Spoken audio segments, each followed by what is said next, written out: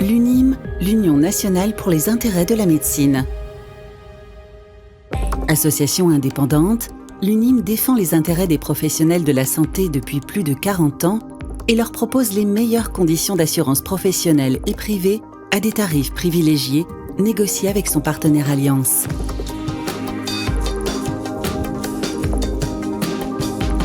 Ensemble, assurés d'être bien assurés.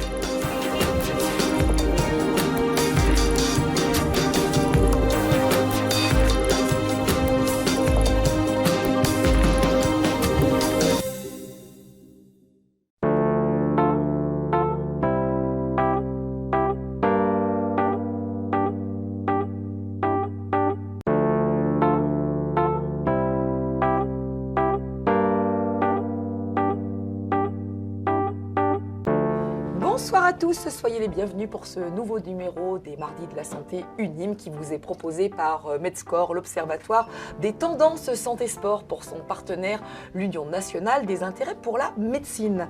Alors, sur le plateau de Medscore ce soir, nous allons parler du kiné en entreprise, en particulier du kiné comme vecteur de performance des entreprises. Alors, en ouvrant bien sûr le débat avec nos intervenants autour de la table de sorte à ouvrir l'univers des possibles. Donc ce mardi de la santé s'inscrit dans la continuité directement du précédent que nous avons consacré à la prévention et notamment à la kinésithérapie préventive. Et donc à nos côtés pour notre sujet de ce soir, des acteurs passionnés, convaincus, engagés et dont l'action en entreprise pour la santé au travail est le cheval de bataille. Alors en plateau avec nous, Laurence Lestra. Nous sommes ravis de vous retrouver puisque vous étiez invité pour nous parler de prévention et donc il est naturel que vous veniez développer davantage. Donc vous êtes toujours ergonome kinésithérapeute, vice-présidente de la Fédération Kiné France Prévention et également directrice de Kiné Prévention Auvergne-Rhône-Alpes. Si je m'abuse. C'est toujours bien ça. C'est toujours bien ça, ça n'a pas changé, c'est parfait en 15 jours, c'est très bien.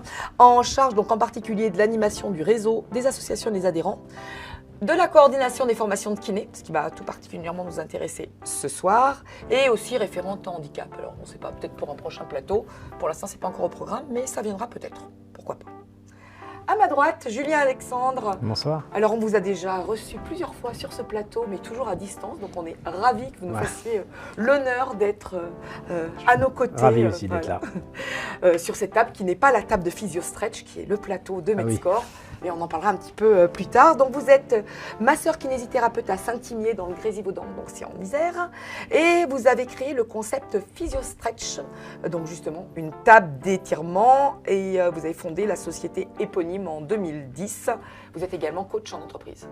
C'est ça. Tout est exact, c'est parfait. Et Stéphane Guérino, vous êtes également un habitué de notre plateau. Vous êtes également masseur kinésithérapeute du sport, ostéopathe, acupuncteur. On le signale aussi, ex-athlète de haut niveau en aviron, multimédaillé mondial et finaliste au JO d'Atlanta en 96. Vous êtes fondateur du cabinet Lyon Sport, Kiné Lyon Sport, qui rassemble des kinés, d'autres professionnels du sport et de la santé, en lien avec plusieurs chirurgiens de la raison. Et vous êtes de la région, j'ai écorché. Et vous êtes également formateur santé, intervenant TMS en entreprise à travers l'entité Kiné Lyon Formation. Et donc c'est à ce titre que nous avons invité à participer à ce plateau. Mais avant de répondre à toutes les questions que nous posons sur le thème de ce soir, nous accueillons sur le plateau Aude Penel qui représente notre partenaire l'UNIM. Et tout d'abord Aude, pour ceux qui ne vous connaîtraient pas encore, qu'est-ce que l'UNIM et quel est son rôle dans l'accompagnement des professionnels de santé, en particulier des kinés? Oui, bien sûr. Alors l'UNIM, c'est l'Union nationale pour les intérêts de la médecine. Alors c'est une association confraternelle, c'est-à-dire qu'elle a été créée par des professionnels de santé pour les professionnels de santé. Et elle a deux objectifs, celui de défendre les intérêts de votre profession, mais également d'aller négocier pour vous des contrats de prévoyance garantie emprunteur complémentaire santé et garantie de l'exercice en groupe. Et cette association, elle s'appuie sur un assureur de référence de renom qui s'appelle Allianz, que vous devez certainement connaître, et qui se caractérise notamment sur un ratio de solvabilité extrêmement important. Alors pourquoi je fais cette précision ? Tout simplement parce que lorsqu'il s'agit d'accompagner pour nous des adhérents sur des risques longs tels que l'invalidité, il est tout simplement important d'avoir un assureur qui soit capable de nous accompagner et accompagner nos adhérents sur le long terme.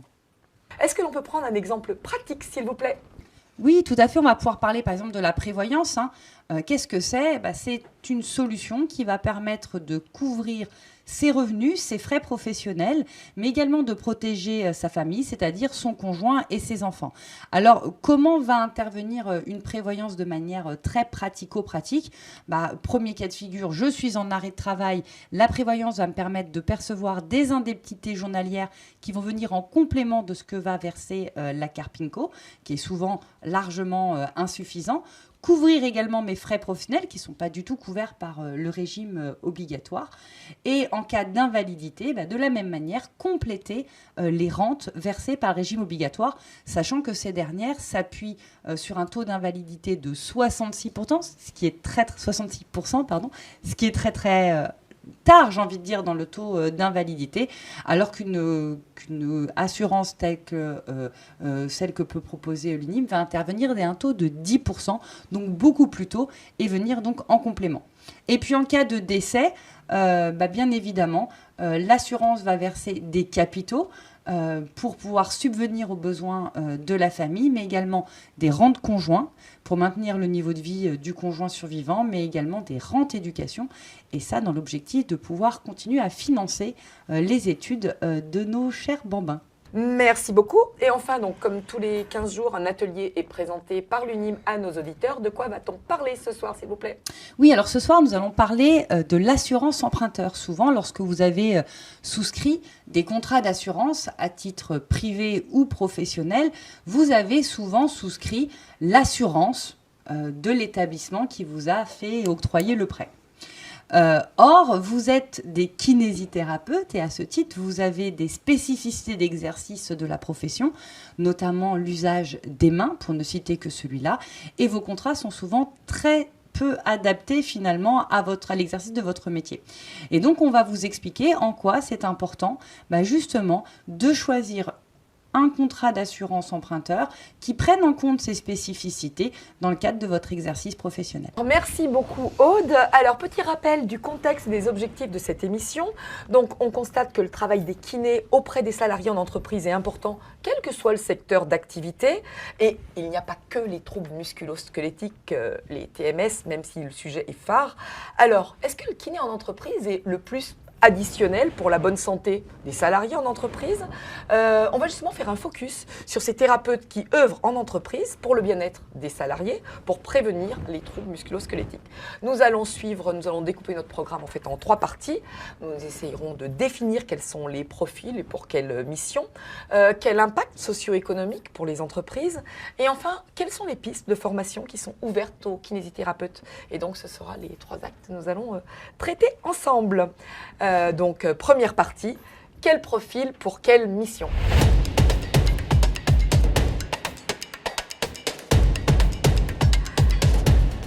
Alors, quel profil, justement? Nous avons réuni autour de ce plateau 3 profils très représentatifs, dont la prévention de santé au travail et le cheval de bataille.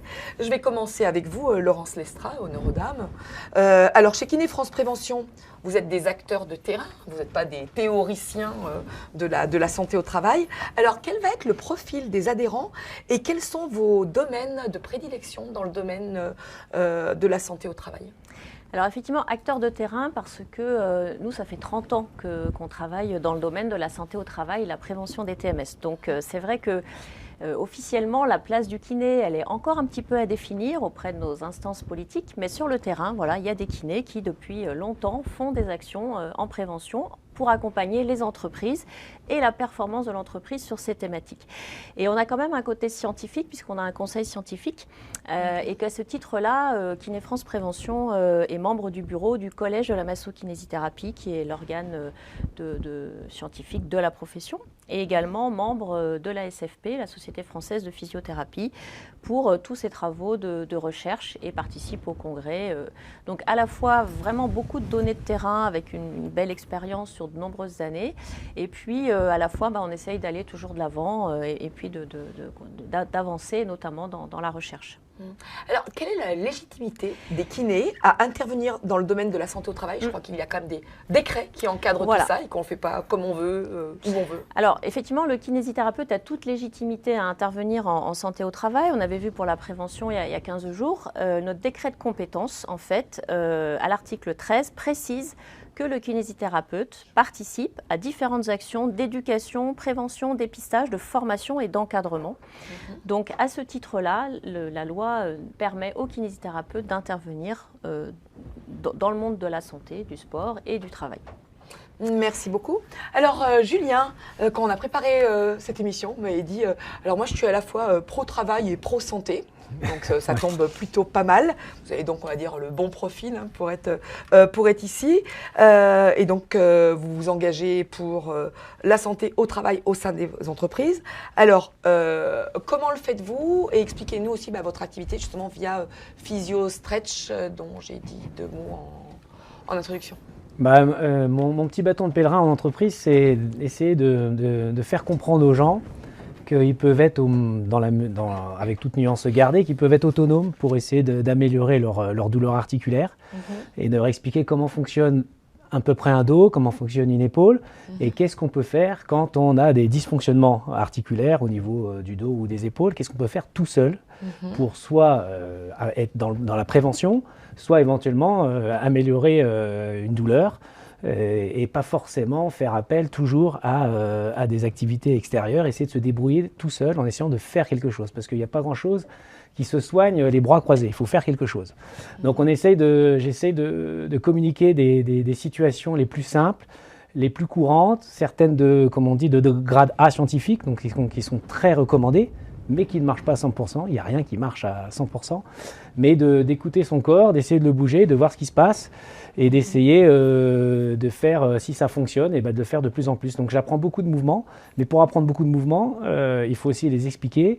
Et puis il y a tout le contexte aussi hygiène de vie, comportement de vie, qui va avoir son intérêt vraiment, qui va être énorme en termes d'action sur sa santé. Donc on fait un petit point sur à quoi ça sert de boire de l'eau, à quoi ça sert de bien dormir, à quoi ça sert de manger tel ou tel produit. Donc c'est quand même vu dans son ensemble. Donc tous les formats sont possibles. C'est sûr que plus le format est long, demi-journée ou journée, plus on peut en dire et plus on peut essayer de partir sur plusieurs sujets. Et plus le format est court, on va essayer de se focaliser souvent sur les mouvements, parce qu'on est là pour ça. Voilà, et c'est mon petit bâton de pèlerin, comme je dis, c'est de rendre le maximum de gens autonomes sur leurs problèmes articulaires. Donc en quoi, selon vous, le kiné a toute sa place en entreprise? Je crois qu'aujourd'hui, votre activité, vous consacrez 80% au cabinet, 20% en entreprise, que vous aspirez à faire 50-50. Oui. Pourquoi le kiné peut avoir sa place en entreprise? Parce qu'il a toute sa place dans le circuit déjà de santé des gens. Et en ce qui concerne les TMS, ça reste de l'ostéo-articulaire. Il y a quand même beaucoup de kinés qui sont spécialisés en ostéo-articulaire comme moi. Et on est quand même des experts de plus en plus en ostéo-articulaire. Il y a un petit trou dans la raquette, de mon point de vue, autour de la santé articulaire éventuellement en entreprise, mais même en libéral. Et donc tout n'est pas forcément abordé. Et puis le point de vue de kiné est de plus en plus apprécié. Déjà, c'est pas moi qui le dis, parce que j'ai vu une étude qui disait que les gens, quand ils ont mal au dos, ils préféraient demander d'abord un avis à un kiné ou un ostéo plus qu'à un médecin. Donc la population est demandeur de ça. Et à nous de juger, de rester dans notre bulle et dans notre domaine, et puis d'avoir la nuance et l'humilité de dire non, ça c'est pas mon secteur, ou je ne sais pas. Mais voilà, donc on a vraiment une place sur le plan des TMS et sur le plan des douleurs ostéo-articulaires. En tout cas, c'est mon secteur et je ne fais que ça, et j'aime que ça. Donc en dehors de ça, je passe la main à d'autres. Et même en aimant que ça, j'ai besoin, on ne peut pas tout savoir, être parfait là-dessus. Donc je demande beaucoup de conseils à tout le monde parce que nos confrères qui sont là en savent beaucoup également. Et je pense qu'on pourrait se nourrir les uns les autres des meilleurs conseils en ostéo-articulaire. Et voilà. Mais il y a quand même de grosses lacunes quand je rentre en entreprise sur ce sujet-là. Et je vois qu'on y apporte vraiment un grand intérêt. Donc souvent dans les entreprises, l'ergonomie est faite ou quasiment faite. Voilà, ça a beaucoup avancé là-dessus. Mais alors sur la gestion des douleurs ostéo-articulaires, là, il y a encore beaucoup à faire, énormément à faire, et il y a beaucoup de lacunes. Et alors, on reviendra dessus plus tard dans l'émission, mais concrètement, ce que vous proposez aux entreprises, c'est donc cette table d'étirement, donc qui peut être utilisée. Alors à côté de ça, on avait avec d'autres kinés inventé une petite table pour que les gens s'auto-étirent tout seuls. Et l'étirement, c'est très intéressant en entreprise parce que c'est compatible avec le rythme de travail, parce que c'est peu chronophage pour beaucoup d'efficacité. Même si l'activité physique, j'ai envie de dire, est majeure, il faut mieux prendre du temps à faire de l'activité physique. C'est pas forcément évident en entreprise parce que ça prend du temps et ça prend de l'engagement. Il faut se changer, il faut s'échauffer, il faut prendre une douche, voilà, tout ça, ça prend du temps. Alors que s'étirer, tout le monde sait que s'étirer, ça peut durer 1 minute, ça peut durer 30 secondes, ça peut durer 3 minutes, mais en tout cas, ça sera toujours mieux que 0 seconde. Et donc, c'est totalement possible pour une entreprise. Donc, une entreprise qui investit dans l'auto-mouvement ou l'auto-étirement, c'est peu d'investissement pour beaucoup d'efficacité parce qu'en perpétuel, ça peut se reproduire. Et puis, tous les confrères, tous les kinés peuvent avoir d'autres conseils sur l'auto-mouvement, l'auto-étirement, hyper rapide. Pas besoin de conseils, pas besoin de coach, pas besoin d'échauffement, pas besoin de tenue. Et donc la table d'étirement rentrait complètement là-dedans parce qu'on propose un espace d'étirement libre-service où les gens vont s'étirer sur la table d'étirement physio-stretch 2 minutes, 3 minutes, 10 minutes.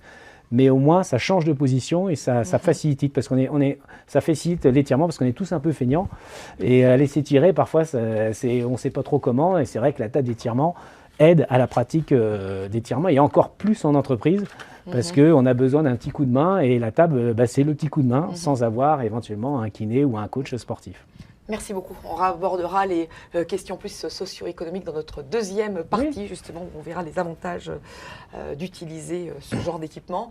Stéphane Guérino, quand je vous ai posé la question quel profil pour quelle mission, vous m'avez répondu. Alors, la première chose, c'est déjà de commencer par définir les missions, avant toute chose. Alors, expliquez-nous.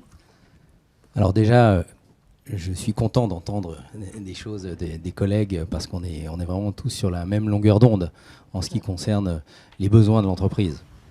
Mais les entreprises n'ont pas besoin toutes des mêmes choses.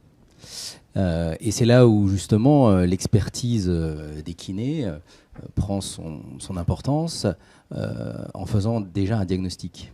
Donc on le fait avec nos patients au quotidien. Et il est important de pouvoir le faire avec les entreprises pour pouvoir monter un programme qui soit totalement adapté à l'entreprise. Et c'est ça qui est très important. L'INRS propose des formations PRAP, gestes et postures qui sont... L'Institut national de la recherche scientifique. Voilà, qui propose des formations qui sont intéressantes, mais qui parfois manquent un peu de pédagogie et d'adaptation plus profonde au profil de ceux qui sont dans les entreprises. Et c'est là où justement le kiné va pouvoir aller en profondeur et pouvoir mettre en place un programme, aider avec l'ergonome, avec le personnel qui s'occupe de la santé, de la prévention, et pouvoir mettre en place quelque chose de bien. Donc le diagnostic, c'est la première étape. D'accord. Voilà. Et alors, une fois qu'on a défini ces missions, comment on va définir le profil des thérapeutes ? Le profil, il faut, je pense, déjà avoir un petit peu d'expérience. Ça c'est important. Avoir été mis en situation et avoir approché le monde du travail. Voilà. Alors moi j'aime dire que un travailleur c'est comme un sportif. C'est-à-dire il travaille avec son corps. Et même celui qui a l'impression de ne faire qu'un travail intellectuel, il travaille quand même déjà avec son corps parce qu'il fait toujours des manipulations d'ordinateur, il est assis, voilà. D'ailleurs, c'est là où on sait que la sédentarité est une des grosses problématiques de notre société moderne. Et donc, si on considère un travailleur comme un sportif, on peut avoir une vision justement globale du mouvement et de tout ce qui tourne autour, comme l'hygiène de vie, qui est indispensable. Et on se rend compte que la population est en manque de connaissances. Et on va pouvoir les nourrir et avec ce qu'on leur donne, on a des résultats qui sont assez bons dans toutes les entreprises où on voit qu'il y a une diminution de l'absentéisme, des traumatismes, des troubles, voilà. Et on parle du corps, mais il ne faut pas oublier aussi que le corps et l'esprit sont indissociables et qu'il faut aussi travailler sur ce côté-là pour justement limiter l'impact émotionnel qu'il y a sur le corps. Et ça, c'est une dimension que les kinés aiment bien aussi aborder parce qu'il y a beaucoup d'écoute avec les patients. Tandis que dans les cabinets, on a déjà plus de temps parfois qu'un médecin avec son patient. Et nous, les kinés, on finit par acquérir une certaine expérience sur tout ce qui sont les troubles psychosomatiques qui sont en grande quantité vu maintenant on se rend compte qu'il y a quand même de plus en plus de souffrance en entreprise pour différentes raisons, mais le kiné est là pour répondre à une grande majorité des problématiques. Merci beaucoup, vous m'avez fait une transition parfaite pour la partie suivante, puisqu'après s'être intéressé en première partie au profil et à la motivation des kinés qui s'impliquent dans la santé au travail en entreprise, nous allons nous intéresser à l'impact socio-économique pour les entreprises, et c'est l'objet de notre deuxième axe, quel impact socio-économique pour les entreprises ?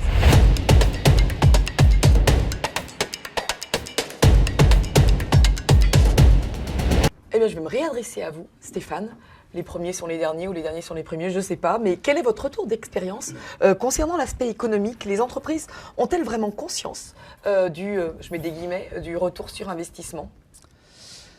Alors moi, j'ai été formé il y a presque 30 ans par Michel Gendrier qui a emmené l'activité sportive dans l'entreprise dans les années 60. Et déjà, donc, après ma carrière de haut niveau, je me suis lancé à intervenir dans les entreprises sur la globalité de l'hygiène de vie, comment prendre soin de soi. Et en fait, en recherchant, on s'est rendu compte que les anglo-saxons étaient très en avance sur nous et qu'ils avaient déjà fait des études d'impact sur la prise en charge de la santé dans l'entreprise. Et à cette époque-là, il y a plus de 25 ans, ils disaient déjà que $1 investi en prévention en ramenait 3, 4, 5, soit en termes d'économie, soit en termes même de productivité. Donc, en partant de cet état, c'était facile de proposer aux chefs d'entreprise, aux ressources humaines, une intervention en leur disant vous allez investir et voilà.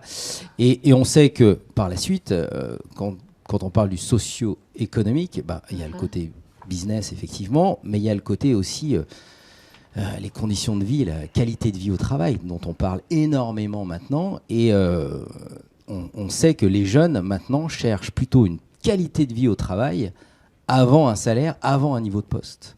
Donc c'est important la façon dont ils vont pouvoir s'épanouir dans leur travail. Donc il faut agir sur ces points-là parce que dans l'entreprise, très peu d'entreprises ont un médecin du travail ou une infirmière. Donc il faut que les compétences viennent de l'extérieur et rien de mieux que les kinés, on est 100 000 en France pour accompagner les entreprises. On va avoir consensus autour de la table. Laurence, je vous ai vu beaucoup acquiescer les propos de Stéphane et je crois que vous avez aussi des chiffres à nous communiquer. Quels sont les enjeux socio-économiques pour les entreprises et notamment quelle va être la part de ces TMS, les troubles musculo-squelettiques ? Alors effectivement, le kiné peut intervenir aussi en entreprise parce que l'entreprise, dans la loi, doit s'occuper de la santé et de la sécurité de ses salariés. Donc c'est à ce titre-là qu'il y a dans les entreprises des services énormes, colossaux parfois, avec plusieurs médecins, ergonomes, animateurs, infirmières, kinés. Parfois, il y a quelques kinés salariés dans les services de santé au travail autonome de l'entreprise pour assurer la santé et sécurité des salariés. Parce qu'en fait, ça leur coûte très très cher aux entreprises. Les cotisations, dès lors que vous avez un salarié, donc quand il y en a 10 000, c'est multiplié, les cotisations d'URSSAF vont être calculées sur les taux d'accidents de travail et maladies professionnelles de l'entreprise. Donc ça fait des chiffres énormes. Au niveau national, 2021, c'était mieux à cause du Covid, donc le travail a quand même peut-être pas un effet positif sur la santé, puisque les chiffres ont chuté en 2020 et chuté aussi un peu en 2021, donc 2022, ça va sûrement remonter. On est à 11 milliards. Donc c'est énorme, c'est un coût énorme, et les entreprises, elles payent une partie de ce coût, et c'est pour ça qu'à l'entrée des grosses entreprises, on voit des panneaux avec le nombre de jours sans arrêt, le record, les scores, etc. Donc il y a un petit peu à l'américaine. Ah mais complètement, il y a beaucoup d'entreprises aussi qui sont des grands groupes, et un souvenir, on va dans une entreprise en Isère, vers chez toi. et du coup, on apprend qu'un malheureux sous-traitant s'est blessé en montant 2 marches. On revient 3 semaines après, il y avait un plan incliné, une rampe. Enfin, voilà. Donc, la santé, elle est prise au sérieux dans les entreprises. Mais malgré tout, on recense, j'ai relevé le chiffre, 40 852 maladies professionnelles TMS. Donc, les TMS sont les premières maladies professionnelles sur le régime général en 2021. Donc, c'est un enjeu énorme, et les kinés, effectivement, sont quand même les principaux acteurs de ces troubles articulaires musculaires. Voilà, il faut bien connaître le travail, parce qu'effectivement, il y a une analyse de demande qui est très, très, très importante à faire pour vraiment répondre aux problématiques de santé. Il ne s'agit pas de vendre un savoir-faire, il faut vraiment répondre à l'entreprise, l'accompagner et s'intégrer dans l'ensemble des acteurs, parce qu'il y a beaucoup d'acteurs. Et c'est ça qui est passionnant, parce que du coup, on travaille avec plein d'acteurs différents. Et c'est un vrai enjeu pour les entreprises, et c'est passionnant pour les kinés, parce qu'on vient apporter notre petite pierre dans cette action-là. Et on est pareil, au plus près des salariés, c'est des actions qui sont de terrain, auprès des salariés, en collectif et en autonomie totale.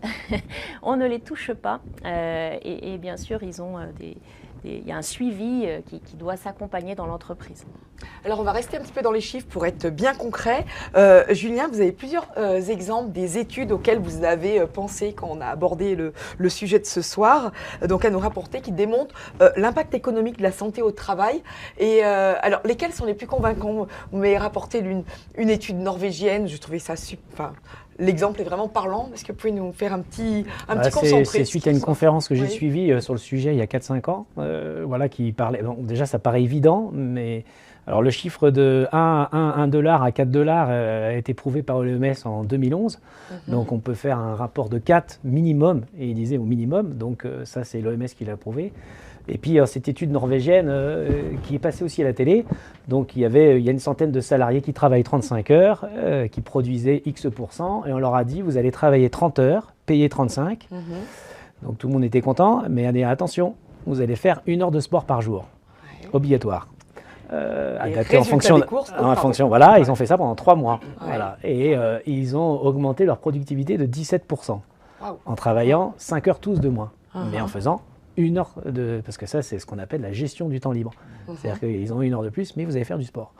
Et donc, ils ont tous été meilleurs. Ils ont tous été meilleurs. Donc, c'est exactement ce que disait Stéphane sur un salarié est un sportif et qu'il faut le traiter comme tel. Voilà. Et donc, ça se reproduit. Voilà, alors, je m'occupe de l'échauffement articulaire chez ST à Grenoble. Là. ST Microélectronique. ST Microélectronique. ST pour les intimes. Mais Voilà. Et donc, ils sont nombreux. Donc, le programme a commencé en 2017. Et nous sommes en 2023. Et donc, l'entreprise continue à financer cette histoire qui n'est pas obligatoire. Le problème, c'est que ce n'est pas obligatoire, c'est sur la base du volontariat. C'est normal. Voilà.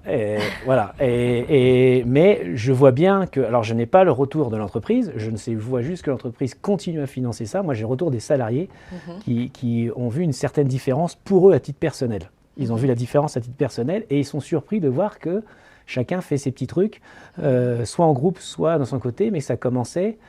Il fallait le temps, il fallait le facteur temps, il fallait la répétition. Donc l'entreprise, elle a insisté. Ces salariés s'échauffent Je parle pour les opérateurs qui sont en salle blanche et qui manipulent les choses. Donc ils ont Là, ce programme-là qui commence à porter réellement ses fruits, mais il y a eu le facteur temps. Donc ça, c'est chez ST Microélectronique. Ouais. Et vous aviez également un troisième exemple dans pour une chaîne supermarché de américain. supermarchés Américain. qui a imposé l'échauffement C'est obligatoire. et qui a divisé Par 4, l'absentéisme. l'absentéisme en un an. Ok, Un an, d'accord. divisé par 4 l'absentéisme parce que l'échauffement était devenu obligatoire. Mmh.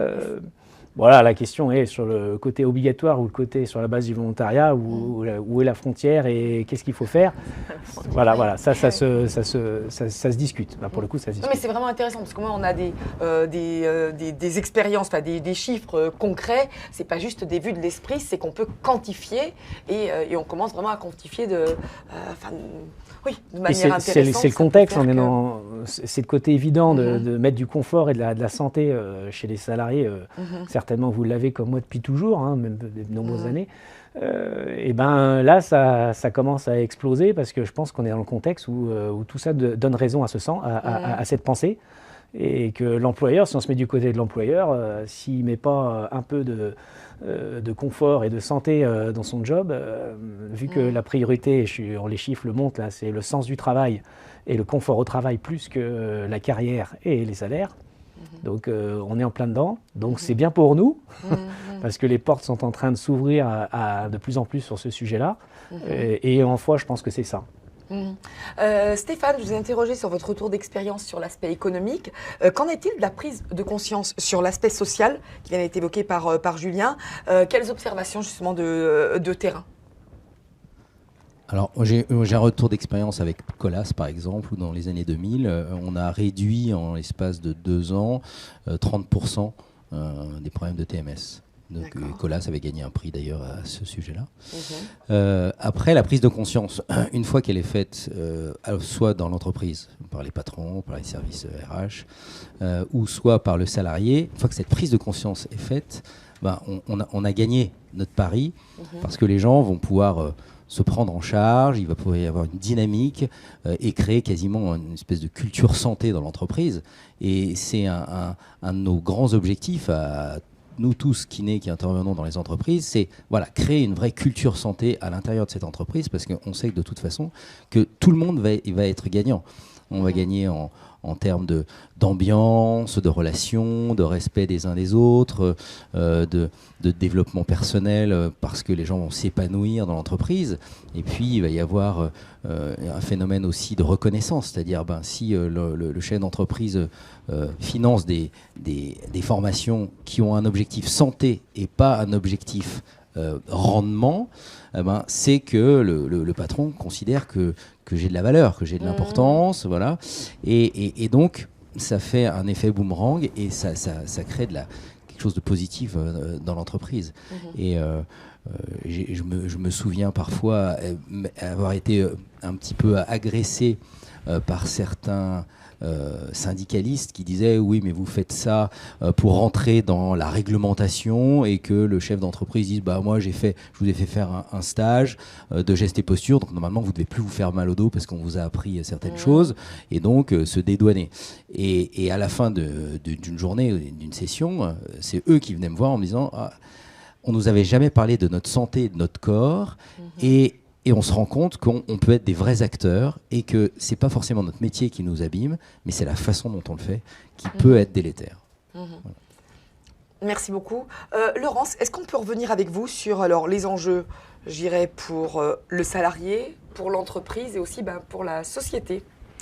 Oui, on en a beaucoup parlé aussi de ces enjeux, parce que le premier intéressé, c'est quand même le salarié, et l'entreprise est intéressée aussi parce que quand les salariés vont mal, les collectifs vont mal, et il y a des boulots qui tiennent vraiment grâce au collectif. On le voit, les filles, elles s'entraident, même quand on vient en formation, des fois elles lâchent un peu parce qu'elles vont aller aider, parce que la ligne part un peu trop vite. Donc le fait de se sentir bien dans son équipe, d'avoir une cohésion avec les gens, et du coup de ne pas avoir de douleur, c'est capital. Et puis ce qu'il faut bien se dire aussi, c'est que TMS, ça veut dire restriction d'aptitude. Et là, ça c'est compliqué pour les entreprises parce que quand sur une ligne, vous avez les 3/4 des personnes qui n'ont pas le droit de porter plus de temps ou de rester plus d'1 heure, ça veut dire que ce sont les autres qui le font. Ça crée des ambiances épouvantables. Donc le fait effectivement d'avoir des gens en bonne santé sur les lignes, pour les entreprises, c'est un vrai enjeu. C'est un vrai enjeu. Puis le salarié, c'est sûr que ça va vers où les TMS, les maladies professionnelles, ça va vers l'incapacité et l'inaptitude au poste. L'inaptitude au poste, c'est un licenciement. Voilà. Donc oui, il y a des gens qui vont perdre leur travail parce qu'ils ne sont pas en bonne santé. Et en partie, il y a eu de l'usure au travail. Hein.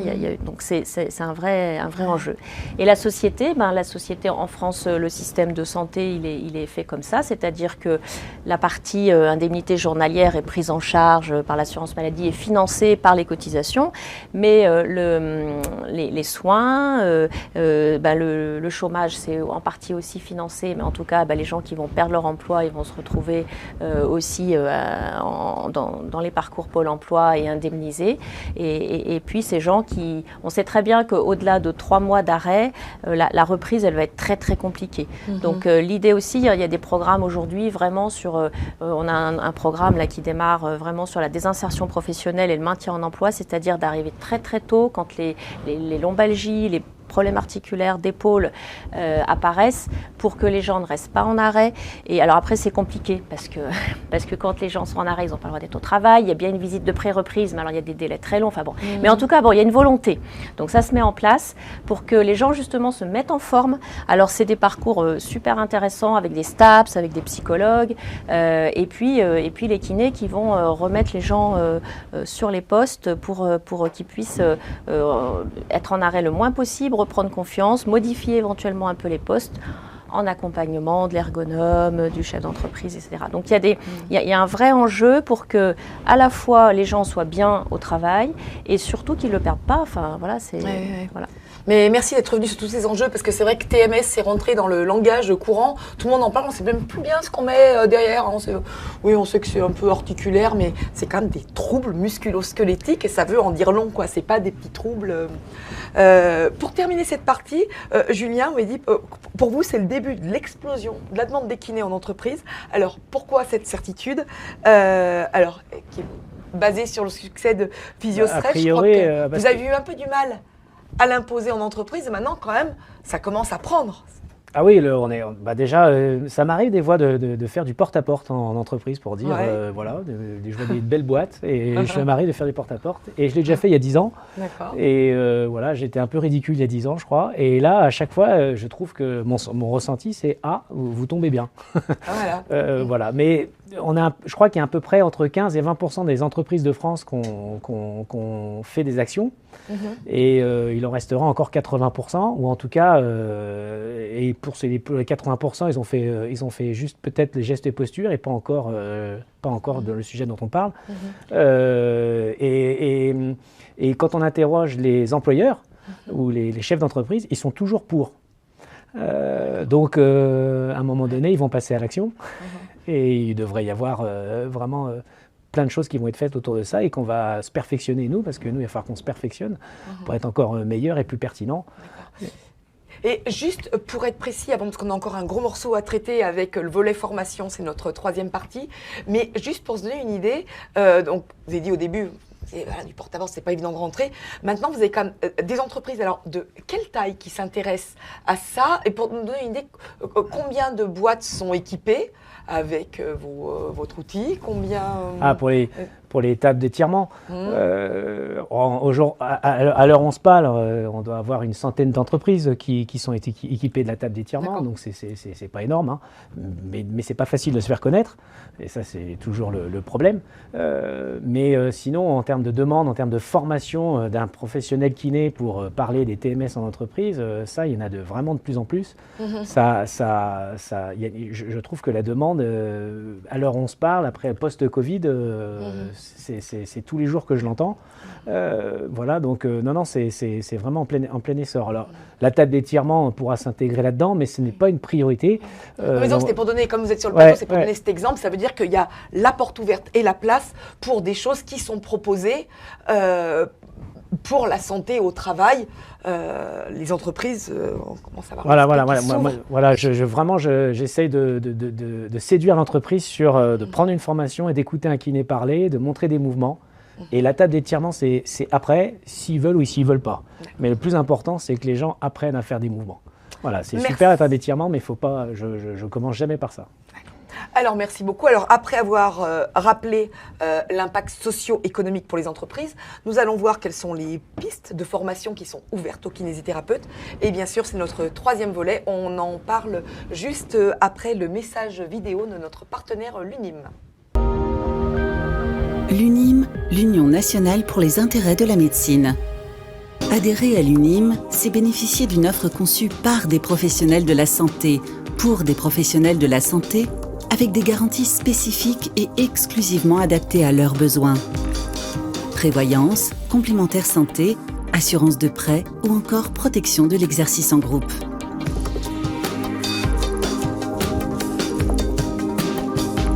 Ensemble, assurés d'être bien assurés.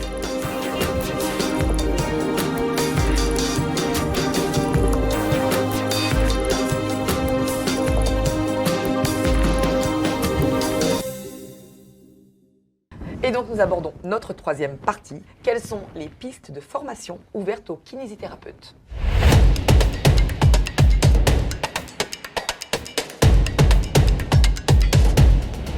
Alors Stéphane, quelles sont selon vous les clés pour intervenir efficacement dans le monde du travail? Quels sont les outils dont dispose d'emblée le kiné et que doit-il acquérir, je dirais, en complément? Alors, je dirais que déjà dans sa formation de base, formation initiale, il a déjà toutes les compétences pour faire un diagnostic, pour évaluer, pour faire des bilans et puis pour donner des pistes sur les choses à faire évoluer dans l'entreprise et puis à mettre un programme qui peut être très spécifique, très individualisé pour chaque personne en fonction de ses troubles parce que chaque personne est différente. Sa culture, sa génétique, ses postures, sa taille, son poids, son investissement mental. Donc déjà le kiné, il a le matériel déjà. Ensuite, c'est bien de pouvoir partager l'expérience, de pouvoir avoir une formation qui permet de traiter d'une certaine manière les points de l'hygiène de vie, d'aborder ce que je disais tout à l'heure, l'aspect émotionnel qui est très très important. Quand on en a plein le dos, souvent c'est le dos qui lâche, on porte tout sur ses épaules, on ne veut pas se mettre à genoux, on ne peut pas avancer et on retrouve souvent des pathologies et dans les TMS, des TMS qui proviennent pas que du poste de travail lui-même ou de la tâche à réaliser, mais parfois de l'ambiance ou une problématique même personnelle qui n'a rien à voir avec le travail, qui peut être délétère pour la personne. Donc c'est là où justement on peut améliorer les connaissances, enrichir les connaissances du kiné pour qu'il puisse aborder ces sujets-là de telle manière à être un préventeur et pouvoir après orienter vers d'autres professionnels de santé en disant là on a décelé quelque chose d'important et si on peut intervenir avant qu'il y ait le feu, c'est pas mal. Et ça, justement, en allant dans l'entreprise, on va pouvoir toucher les personnes qui parfois ne se soignent pas. Et parfois ne sont pas accompagnés, ne sont pas suivis. Donc on peut vraiment tirer la sonnette d'alarme ou être le révélateur de quelque chose qui n'est pas forcément bien observé par la direction, par les ressources humaines, qui parfois, les ressources humaines sont un peu moins humaines qu'il le faudrait, qui sont beaucoup organisationnelles, gestionnaires, et ce côté humain est très important de remettre ça au cœur de l'entreprise. D'accord. Merci beaucoup. Julien, quelle démarche à suivre pour rentrer dans l'entreprise? On commence par le porte-à-porte.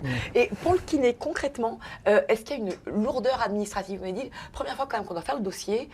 Après, quand c'est dans les rails, ça roule et ça avance. Mais au début, ça peut être... bon, je crois que... Bon, alors déjà, il faut beaucoup d'expérience. Donc, je rejoins Stéphane. Je ne sais pas s'il faut 5 ans, 10 ans, 15 ans, mais je pense que ça ne s'improvise pas. Donc, il faut avoir vu beaucoup de gens avant de rentrer dans une entreprise. Et après, séduire éventuellement nos propres patients, leur proposer des actions dans leur propre entreprise. Et voilà, j'ai fait ça parfois, nombreuses fois gratuitement au départ pour essayer de sentir un petit peu ce qui allait se passer. Et puis, il y a des bouquins. Donc, j'ai lu beaucoup de bouquins autour de ça. Il y a de quoi s'instruire. Et puis après, il faut se jeter à l'eau. Voilà, on se jette à l'eau et puis on crée son style. Et au fur et à mesure d'aller dans l'entreprise, voilà, oui, parce que chacun va avoir son style. Parce que en fait, quand on arrive en entreprise, les salariés qui sont là, souvent, ils se disent bon, je vais m'ennuyer, ou ça va être peut-être la récréation, mais il faut qu'ils repartent à la fin de la formation en ayant appris des choses et en ayant passé un bon moment. Alors, il faut créer son style, mais il y a quand même un numéro de formateur qui est obligatoire. Après, moi, j'ai rencontré un organisme de formation pour qui je travaille, et ça, c'est un tremplin. C'est un tremplin parce que l'organisme de formation, peut-être un peu comme l'association des kinés préventifs, s'occupe, ont déjà beaucoup d'entreprises à leur arc, beaucoup de choses déjà organisées, et nous envoie sur le terrain. Et à partir du moment où on travaille avec un organisme de formation, il faut un numéro de formateur. Et le numéro de formateur, là, c'est un petit peu compliqué à avoir. Il n'y a pas grand-chose à avoir, mais il faut remplir beaucoup de papiers. Il faut faire deux, trois démarches qui ne sont pas forcément faciles. En tout cas, moi, je ne l'ai pas très bien vécu, ça, les papiers là-dessus. Voilà. Ça se fait en ligne. Voilà. Mais sinon, à part ce petit détail-là, on avance comme ça en formation. Et puis, je vois qu'il y a des formations des PC ou FIFPL ou autres qui proposent maintenant de former des kinés pour leur intervention d'entreprise. Je ne l'ai pas fait une seule fois, mais je connais des confrères qui le font. Et je n'exclus pas, d'y aller, et puis peut-être moi-même éventuellement faire formateur, parce que peut-être avec l'expérience comme vous, on pourra peut-être être formateur et former nos propres collègues à notre expérience. Pour pouvoir transmettre un petit peu le bâton de pèlerin. Voilà, il y a de plus en plus de choses qui se font, choses qui n'étaient pas il y a 10 ans en arrière, à mon avis, sur ce sujet-là, à part le geste et posture, qui est quelque chose qui date depuis longtemps et qui est très structuré. Laurence, nous allons conclure cette émission avec vous. Alors, vous m'avez dit, si la prise en charge des TMS est bien dans le champ des masseurs kinésithérapeutes, en revanche, ils ne sont pas du tout calés sur les règles, les lois, les codes. Alors, qu'est-ce qu'un kiné... Vous assumez. J'assume. Alors, donc, qu'est-ce qu'un kiné, nos kinés doivent apprendre? À quoi doivent-ils se former pour être aptes à intervenir en entreprise? Voilà. Alors, effectivement, moi, je pense que sur vraiment l'articulaire musculaire, le kiné, il a toutes les compétences. Ils sont extrêmement bien formés. On essaye d'intervenir dans les écoles de kiné. Donc, maintenant, ils ont un petit peu des bases déjà pour démarrer. Pour avoir une petite notion déjà. Mais en fait, après, c'est le monde de l'entreprise. Alors, ça, c'est compliqué. Voilà. Donc, il faut avoir des notions. Il faut savoir, il y a des choses qu'on a le droit de faire, qu'on n'a pas le droit de faire. Il y a des règles. On doit marcher dans des endroits délimités. On doit porter des EPI. On doit... voilà. On ne doit pas faire des photos de partout. Bon, on signe des chartes de 40 pages de noms pour ne pas citer les marques. Enfin bon. Donc, il y a un monde, voilà. Et puis, surtout, on travaille avec plein de gens. Donc, il ne s'agit pas de tout faire, comme disait Julien, etc. Donc, vraiment, le contexte de l'entreprise. Et puis, pour les kinés, certains, parce que nous, on accompagne des kinés, justement, qui vont aller faire des actions dans les entreprises. Donc, ils sont coordonnés. Ce n'est pas nous qui faisons, au KFP, on est 5 coordinateurs. Capora, on a 4 coordinateurs. Et ce n'est pas nous qui faisons toutes les actions, ce sont les kinés qui interviennent sur le terrain. Mais ces kinés, il faut qu'ils aient un petit goût pour gérer le groupe. Parce que nos actions sont des actions de groupe. Alors, c'est super intéressant parce que c'est le groupe qui interagit. Le kiné travaille à son invisibilité, mais il va tirer les fils et il va faire avancer son groupe comme ça. Parce qu'on est dans un processus de formation Qui dit formation dit pédagogie. Et donc, on n'a pas mis en place, c'est des notions de pédagogie de base, mais sur de la pédagogie participative. En fait, on n'est pas dans un système scolaire avec quelqu'un qui explique comment on doit faire. Les éléments vont remonter des salariés, des opérateurs, des opératrices, des compagnons et qui remontent vers la direction. Merci beaucoup. Alors juste en 30 secondes, parce que nous avons vraiment dépassé le temps autorisé, juste 30 secondes sur le programme Pas Mal.